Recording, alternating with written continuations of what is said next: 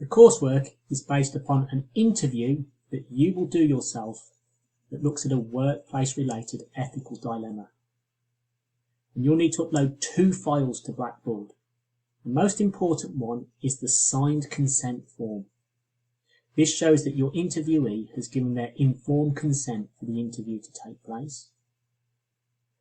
And the coursework submission will consist of an anonymised interview transcript, a threats diagram, structured discussion, and a references list. And I'm going to give you more guidance about those aspects of the coursework in this little video. Practically, you can do the interview in the way that you think is safest, which means you can meet the interviewee in person and record the interview on your phone. But if you or the interviewee would prefer for the interview to be conducted virtually, you can use whatever platform your interviewee considers is secure enough for the interview. And you can use the platform to record the interview. But in both cases, for data protection purposes, when you have transcribed your transcript, you need to delete either the audio file or the Zoom file so that the data remains secure. Now, let me show you what I've got for you. There's loads of information to help you understand exactly what to do in your coursework. So if you use this page, page 2, you'll be able to navigate through all the guidance that I've got for you. Let me briefly show you what that guidance consists of. Here are the 11 things you need to do to prepare your work ethically, and tick them off to make sure that you comply with all the ethical processes that you need to. Here is the coursework requirements, page 4. Here are some tips to help you with both the interview and the coursework. And here's a suggested structure for the discussion. And here are the subheadings I'm suggesting that you use in the discussion. Here's some further guidance about who you can interview, the definition of a workplace dilemma, and an explanation of what is not an ethical dilemma. Here's some guidance on the interview itself and interview technique.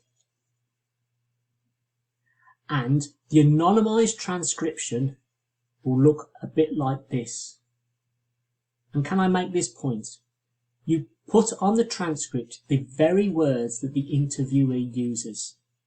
If you make up your own words or change the words or insert additional text to make your interview look better than it really was, that's cheating and you must not do it. So please use the very exact words that the interviewee has used in your transcript. Here's some guidance on analysing the interview, where you'll use the diagram that we're going to explain in Seminar 2 with you. Not only do you put the diagram in, but you need to discuss the diagram as well. I make reference to cheating again. Your words come in the discussion.